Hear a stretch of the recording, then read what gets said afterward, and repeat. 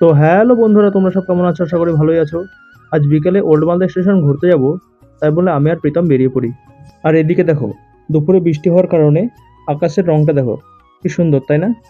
আর আমরা হাঁটতে হাঁটতে পৌঁছে যাও পালপাড়া মোড়, এবং সেখানে মামার দোকান থেকে দুটো আইসক্রিম নিই এবং সেটাকে খেতে খেতে চলে যাই স্টেশন মোড়ের দিকে।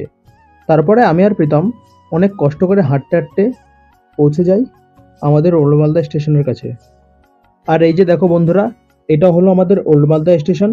স্টেশনটা খুব একটা বড় না, কিন্তু জায়গাটা বেশ সুন্দর। স্টেশনের ভেতরে ঢুকে আমি আর প্রীতম 2 নম্বর প্ল্যাটফর্মে যাওয়ার জন্য সিঁড়ি দিয়ে উপরে উঠে যাই।